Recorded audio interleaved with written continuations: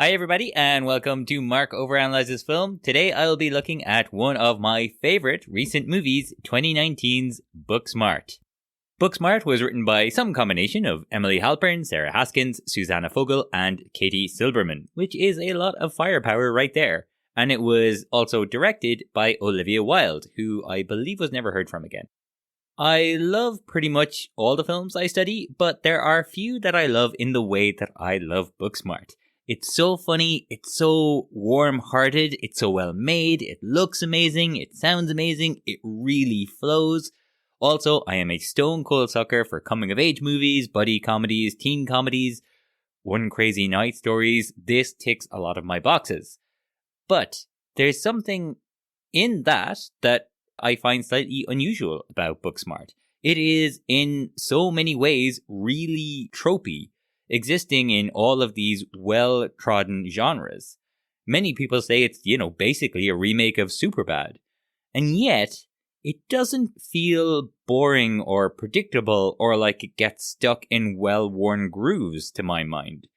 As a counterpoint, I love Lady Bird as well, but there's definitely a point in that film where Lady Bird starts chasing to be cool, and I just immediately know how the next 20 or 30 minutes is going to go. Even though, I love the character and it's really well done, it just kind of seems a bit predictable all of a sudden.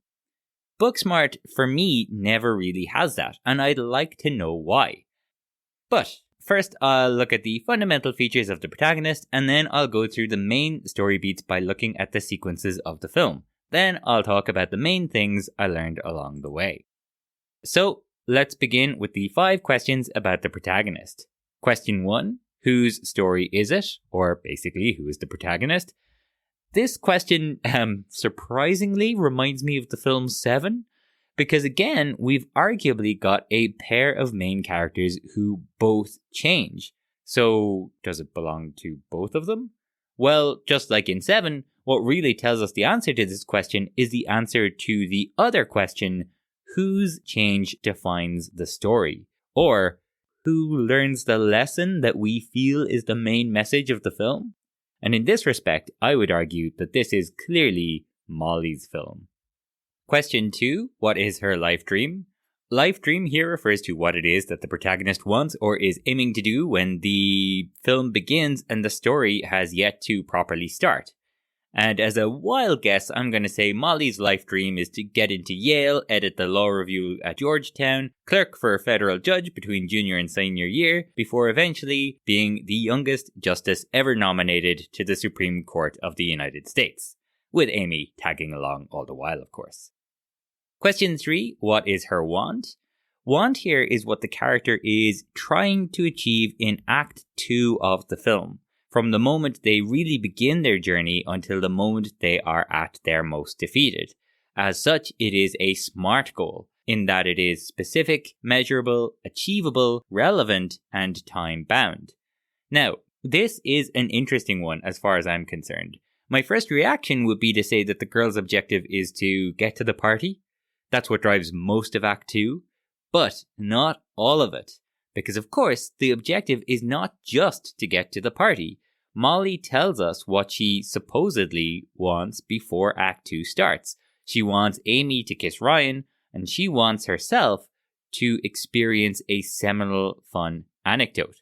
Now, we'll discover a real underlying want for Molly later, but for now, this is enough for us to understand and for Booksmart to have a clear shape. Question 4. What is her need? Need is the human quality or piece of wisdom that the character lacks at the beginning of the story. Now, I think this is what really makes Booksmart special. So I'm going to talk about this later.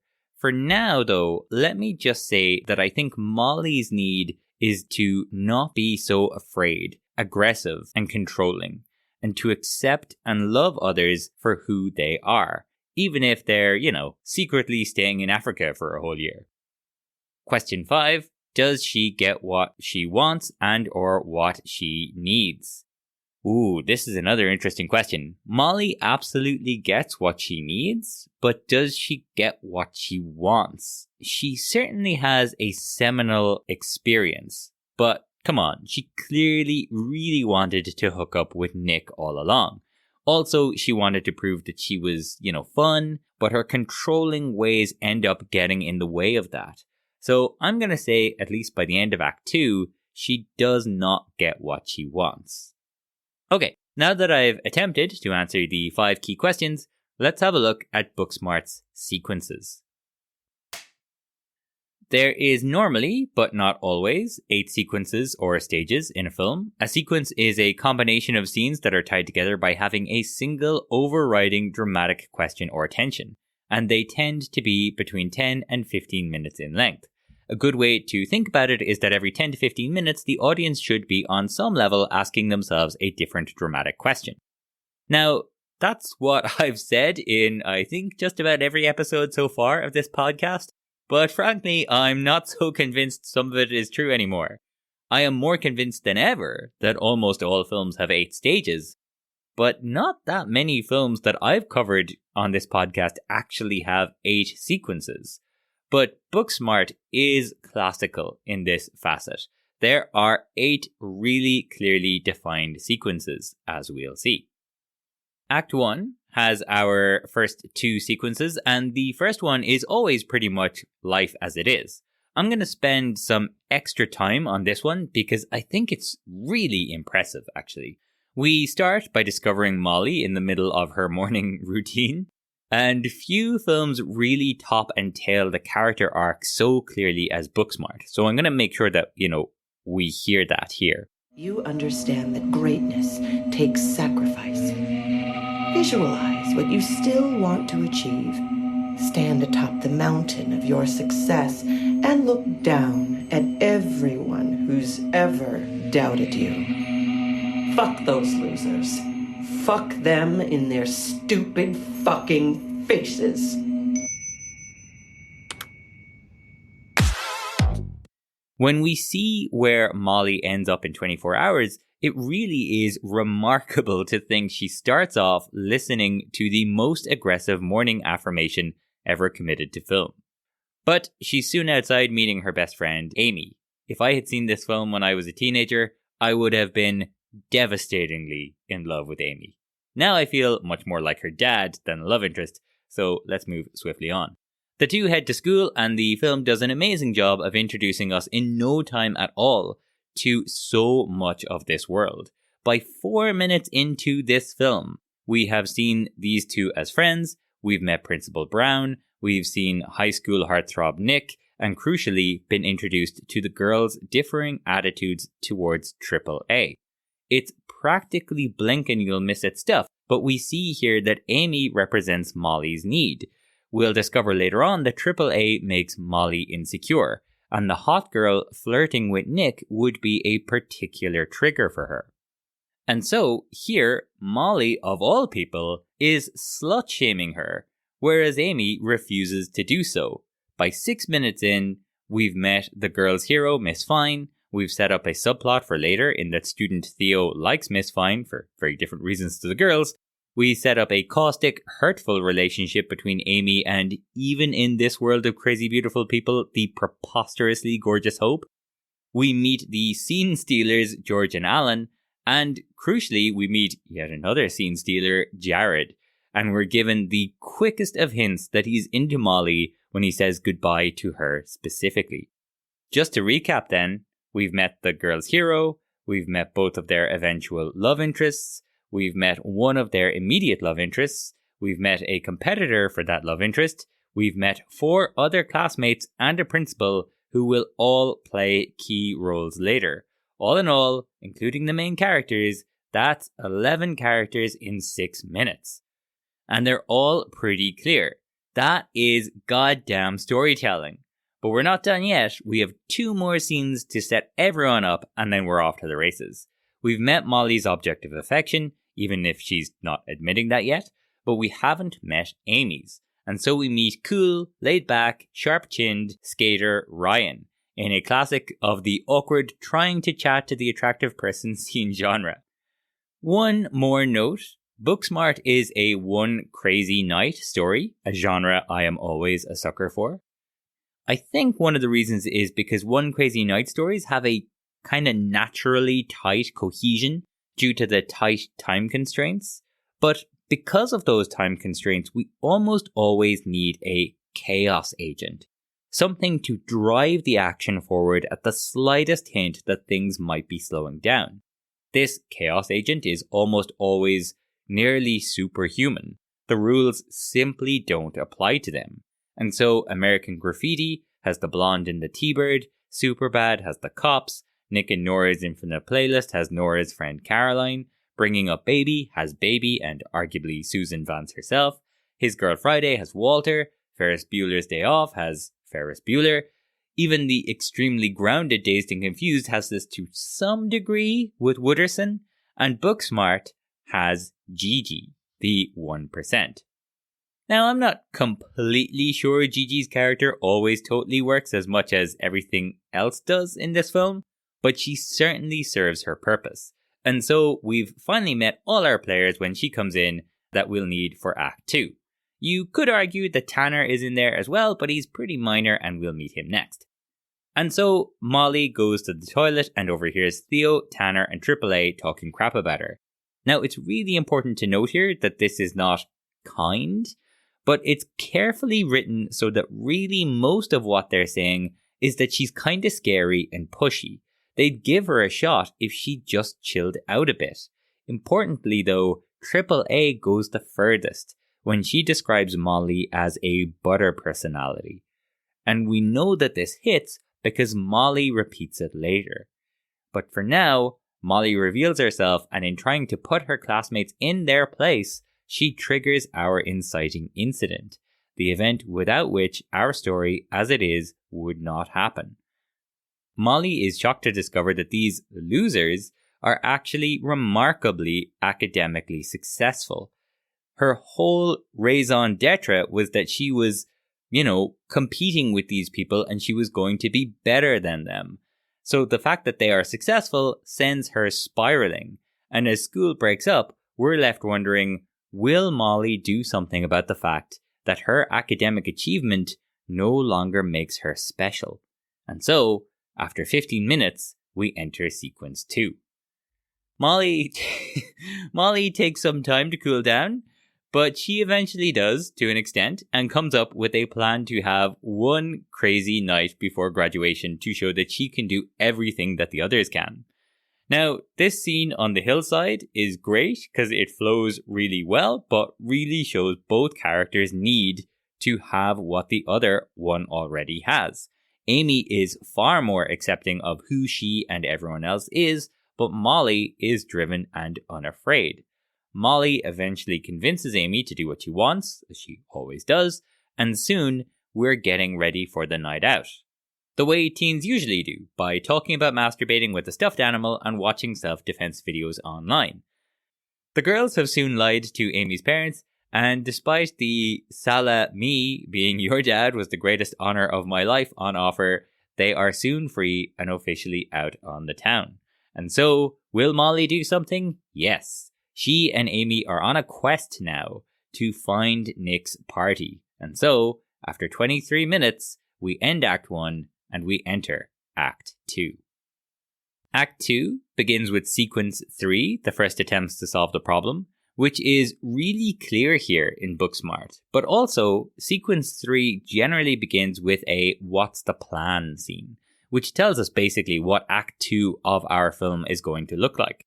And so we immediately see two things: social media videos from the wild party, and the girls trying and failing to find out where it is. This combo is our Act 2 in a nutshell.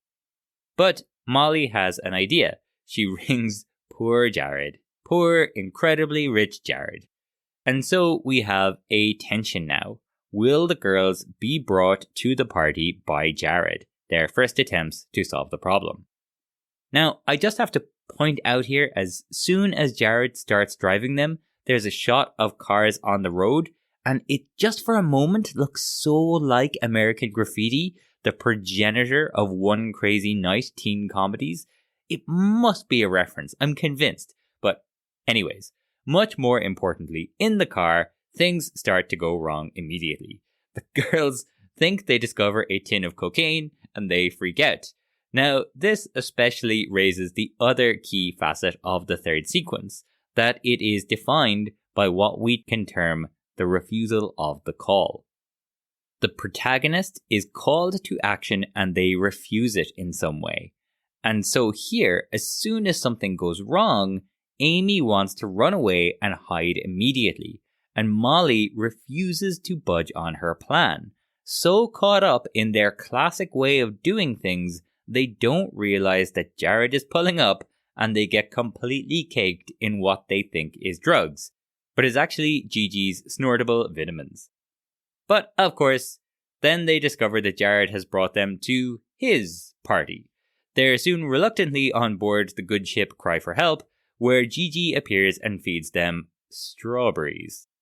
Then we have our next important moment, the characters' first unconscious move towards their need, which also serves as a kind of acceptance of the call. While Amy is told an unexpected girl is in love with her and dragged away from her controlling friend, Molly has a surprising conversation with Jared. Herein, she tells Jared he's trying too hard, and Jared rightly points out that she does the exact same thing. Moreover, that's what he likes about her. Molly's view of her classmates is being tested here, and there's the first glimpse of a realization that there might actually be real affection to be had here. This isn't working. You can't buy people's affection. No, I'm pretty sure you can. I've seen it a lot. My parents did it. Their parents did it. Just stop trying so hard, okay? People can sense it. It turns them off. But you try hard. You try hard at everything. That's what I like about you. I didn't mean it like... I'm gonna go. Of course, Molly is not ready for this yet, so she runs off immediately. She finds an Amy, who is about to be dragged off the side of the ship by Gigi. Gigi does dive off. Jared clearly has to look after the situation, and so the girls escape alone. So the girls most assuredly did not get brought to the party by Jared. Our tension is answered, and so we enter sequence 4, the greater attempts to solve the problem.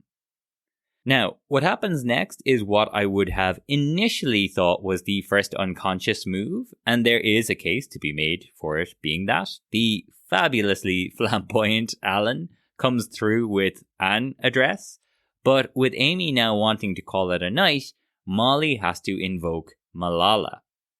Now, as far as I'm concerned, one person invoking a rule that says you must support them before reneging on that very same rule later is ripped straight out of the Simpsons movie, but, I'm sure they probably ripped it straight out of somewhere else. Anyways, we see that Amy can be plenty determined when her friends need her to be. A call is made, a taxi arrives, and they are soon on their way.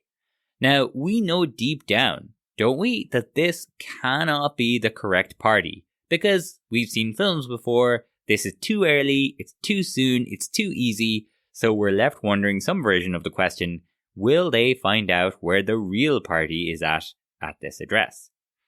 So, after an incredibly awkward taxi ride with their principal, the girls arrive at a murder mystery party. They are greeted by Alan and George and discover that the mayor has been to Nick's party, so they set off to find whoever the mayor is. Of course, Gigi is the mayor, and just as it seems like they might actually discover the real address, she reveals that those strawberries she fed them were dipped in an extremely potent hallucinogenic ayahuasca. I think that joke works better on the page, to be honest, but it is a means to an end, because Booksmart, as a story, I think, needs what happens next. A big, bombastic tentpole scene right at its center.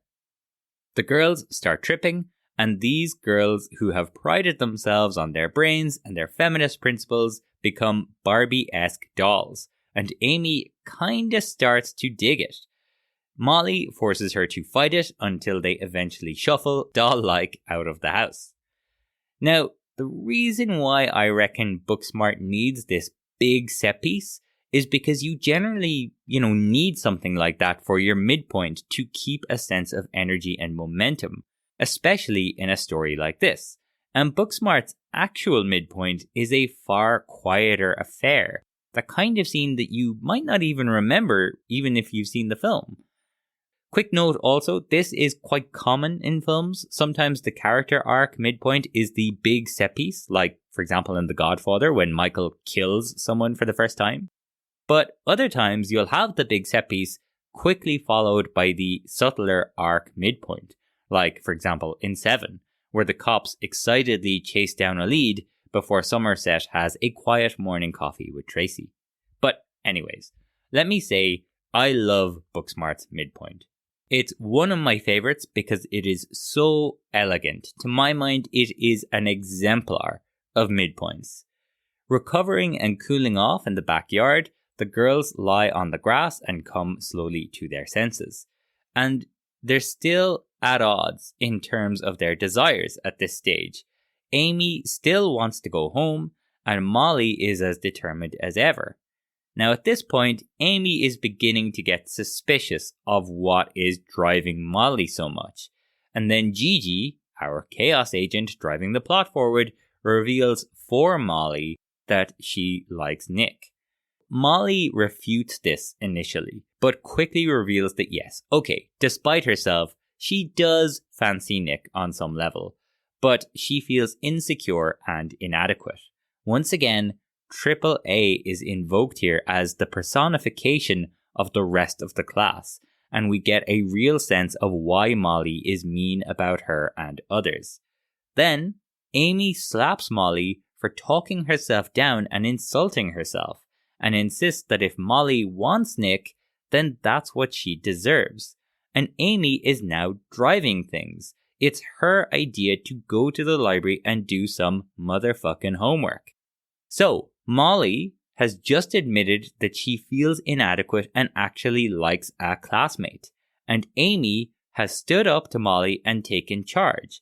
They have both, in this scene with each other, taken their first conscious steps towards their respective needs. You don't have to shove anything down. Yeah. Yeah, I do, because I can't like him. Maybe my body can like him, but my mind knows that that's stupid because he's a jock. And all he cares about is being cool and having fun. And he doesn't even look at girls unless they look like AAA. And he definitely doesn't want me because I'm a butter personality. How dare you say that about my best friend? Amy! But there's more. If you think about the change that Molly in particular makes from start to finish, she goes from listening to an ultra-aggressive affirmation on her own in her room to an extremely public expression of love and acceptance. And so, this is not just her first conscious step towards her emotional need, but telling her friend about her crush is foreshadowing of the climactic action and the natural practical midpoint between total privacy and complete public vulnerability. It is a great example of a midpoint that works on just all the levels. Anyways, enough of me waxing on about the midpoint. It's a great midpoint. So, the girls did not find a clue at this murder mystery party, and we have a new question. Will the girls find a way to the party through their own research? We've just had our midpoint, and both girls have made their first conscious move towards their need, so we enter sequence 5 now, the honeymoon sequence. The girls hit the library, though it's probably worth noting that they don't actually accomplish anything here, but Booksmart probably needs a library scene, so here we are. They eventually do find a clue, though, in a video of Theo attempting to punch through a giant stack of pizza boxes, which I would also love to do. Then they ill-advisedly attempt to threaten and coerce a pizza delivery guy and fail hilariously miserably at it. However, taking some form of pity on them for some reason, this pizza delivery guy does give them the address. Unfortunately, Amy leaves her phone in the guy's car, and Molly's battery is precariously low. She makes an emergency call, and soon their hero, Miss Fine, turns up to save them. At that, they're on their way to the party, and with their hero in tow, no less. So, things have been going remarkably well for them. They went to the library, they found a lead, they got the address, they hung out with their hero, and now they get to the party. So I guess it's time for us to end the honeymoon sequence and enter sequence 6, the bridge from the honeymoon to the low point. Now, sequence 6 in Booksmart is the kind of sequence that, most people wouldn't really think too much about, but would keep overanalyzing Mark up at night. Because the girls have arrived at the party, which is kind of surprisingly early, and we're now wondering some version of the question, will they get with their romantic interests? But this is the bridge from the honeymoon to the low point, and everything seems to be going kind of weirdly well for an unusually long time. When I first watched Booksmart, I found myself half wondering as I was watching when the honeymoon period would actually end. This is all going too well. As soon as they arrive at the party, the girls split up and start attempting to flirt with Nick and Ryan, and it actually seems to be working. Molly bests Nick at beer pong and teases him for not rising to her level, and he flirts with her in response. At the same time, Amy is trying to ask Ryan if she's interested in girls, but Ryan drags her to karaoke before she gets a chance to really find out. So, yes, the girls are getting to flirt with the objects of their affection.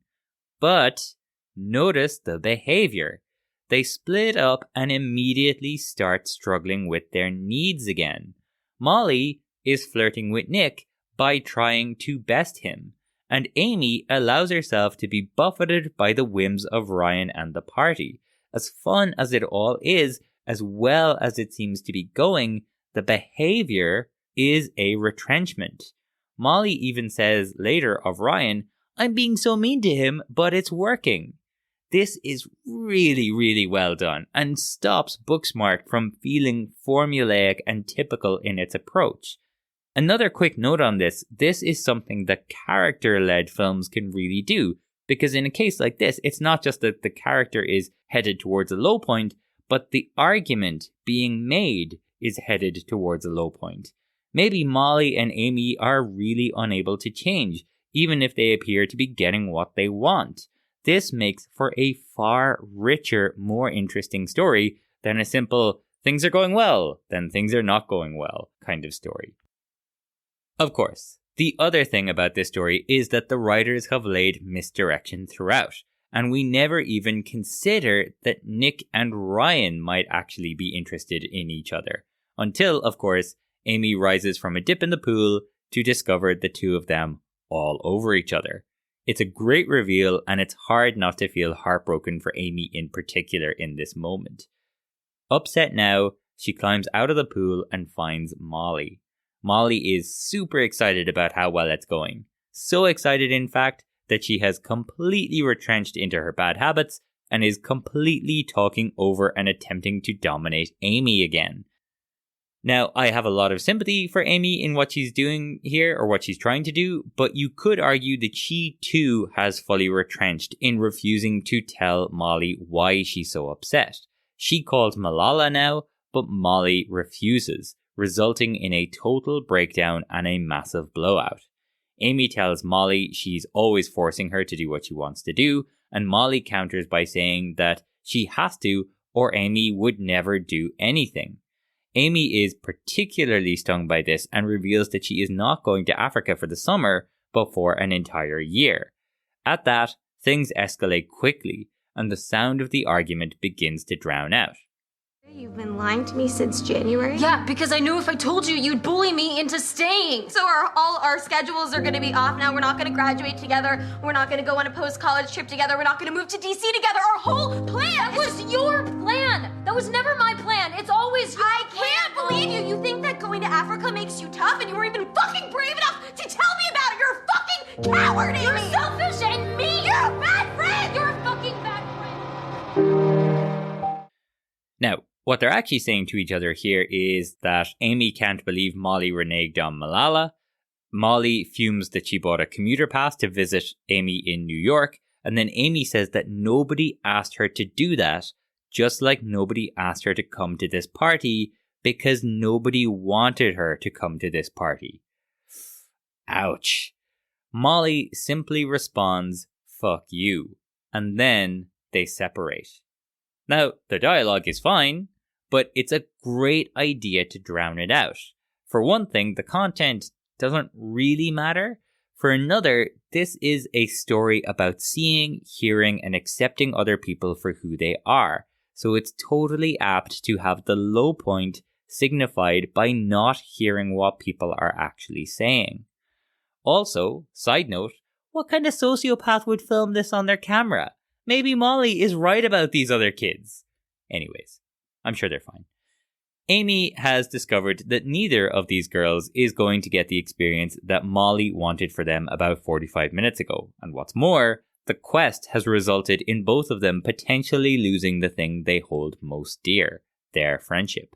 And so, at minute 70, with 26 minutes left, we end Act 2 and we enter Act 3. Act 3 has two sequences, a false resolution and a true resolution. Amy goes to hide in the bathroom, but there's no respite for her there, as she runs right into Hope. Hope chides her for being meek, but Amy shows her how unmeek she can be, and these two are soon getting pretty hot and heavy. Meanwhile, Jared has turned up at the party, clearly saddened by how his own night has gone. With their defenses both worn down now, he and Molly finally have a real heart-to-heart. And Molly realizes that he's not what she expected or what she had allowed herself to believe. Unfortunately, in classic good news, bad news flow, Amy accidentally drinks some cigarette ash and pukes all over Hope. Then Molly sees Nick and Ryan together. God, I do not miss being a teenager. But at that, the cops turn up and Molly, unable to find Amy, has to leave without her. But as we're about to leave our false resolution, we have an upswing again. Amy refuses to be a coward and draws the attention of the cops away from the other partygoers. Now, this is really the climactic action for Amy, or Amy's arc, and as she is our secondary character, it makes sense that it is here in sequence 7, allowing sequence 8 to be all about the climax of Molly's arc. And as for Molly, having had a heart-to-heart with Jared, she now has a heart-to-heart with someone who she needs to even more. She may have been dismissive of Jared earlier on, but she's been actively mean about and towards AAA throughout the whole film. AAA picks her up on the way home and reveals that having the likes of Molly slut-shame her was really hurtful. Molly realizes 1, of course it would be, and 2, that Amy never did it, because Amy's a great person. The two enemies make up now, and Molly is soon home. The night is over, and so we have nothing left but our true resolution. The following morning, Molly wakes to discover that Amy has been arrested. I love the detail that she has "Take no prisoners" written in stark black over her bed. It made so much sense for 24 hours ago, Molly, but now it feels totally wrong, which is just a great sign of the journey that she's been through. Rushing to the city jail, Molly is shocked to see a poster of a wanted murderer that is clearly their pizza delivery guy. They continue here to reap benefits from the honeymoon period, you might notice. The two girls now apologize to each other for their flaws, and Molly soon sets on trading info for Amy's release, which is a bit of a Deus Ex Machina, but as Robert McKee points out in his book Story, we are way more willing to accept Deus Ex Machinas in comedy. The girls rush to graduation in a way that really should get them arrested again, but we're right about to have our climax, so we kinda need the energy. At graduation, Jared is giving Molly's old speech, which again highlights just how much she's changed. It's angry, spiteful, afraid. Then, Molly and Amy burst onto the scene and take to the stage. Amy is cheered on by the crowd, and Molly kisses Jared in front of everyone. This night really has changed these girls. And that's confirmed when Molly gives her new, updated speech. It's simple, sweet, open, vulnerable, and accepting. Because this part's over. And that's so sad. But it was great, wasn't it? Things are never going to be the same, but it was perfect. And I may not have before, but I see you now. And you're all pretty great. Don't let college fuck it up. Congratulations. Now, there's a brief scene where we tie up the Hope and Amy thing, but we're soon off to the airport. This is where the film does a great job with manufacturing an ending where there isn't really a natural one to be had. The girls say an awkward in-car goodbye, I hate those, but then Amy rushes back and asks Molly if she wants to get pancakes. And fuck yeah, she does. So, as I said, I love Booksmart, and one of the main things I love about it is how character-driven it is, and that combines beautifully with both the teen comedy genre and especially the classic buddy comedy setup. So I'd like to talk about the buddy element for a bit. There tends to be two buddy story types: two old friends hit the road like Butch and Sundance or Thelma and Louise, or two enemies or strangers are thrown together like The Sure Thing or Midnight Run. No matter what though, these two main characters are always opposites of each other. One is loud and abrasive while the other is timid and shy, or one is a hard-nosed cop while the other is a streetwise thief, or one is a slacker loser while the other is an uptight straight-A student. Something to that effect. It's a classic setup or genre because it is such a great way to tell a story. From a moment-to-moment standpoint, there will always be conflict because there are two worldviews or approaches confronting each other all the time, in every scene. From a larger character arc perspective, it's a gift to writers because while the characters might be short-term sources of conflict, they are also big picture guides or mentors toward their needs. They are each other's mentor characters. In Booksmart, Molly is constantly pushed towards her need of being kinder, less abrasive, and more accepting of others because it is constantly present in Amy, and Amy is constantly being challenged with her need to assert herself because it is constantly present in Molly. Straight off the bat, Amy tells Molly not to call Annabelle AAA. She doesn't care about going out because she doesn't care what others might think of them, because she's more accepting of other people doing their own thing. She displays loyalty and deference to the needs of others by following Malala. She draws Molly out on her fancying of Nick because she's interested in a good listener, and then encourages Molly to do what she wants to do. And she tries to save Molly from getting hurt at the party. She is constantly displaying the attributes that Molly needs to learn, while also being a problem for Molly because those same attributes are getting in the way of what Molly wants, to get to the party without admitting that she likes Nick. But eventually, the main character will fall out with or get separated from their buddy or mentor, and they will realize at this point not only what they've lost, but also what they need to learn. Here, when AAA rues the fact that the other girls called her names, Molly recalls that Amy never did that. Amy was open and big-hearted and accepting. It is both a lament of what Molly has lost in having had a blowout with Amy, as well as a revelation of what she needs to be more like. And there's one more point I'd like to make here. For my money, Booksmart is an absolute standout film of recent years. I've seen it suggested that the script should be taught on film courses, and I can absolutely see why. The structure is really tight, the flow of information, especially in the first sequence, is astounding, the amount of foreshadowing is really impressive, and I've said earlier the film is very character driven, which among other things allows the bridge to the low point to be subtle and disguised, meaning the film does not feel rote or mechanical. But there's something else that I feel really adds, a certain specialness, some kind of extra thing. Great films have that something a little extra about them, and to my mind, Booksmart has that.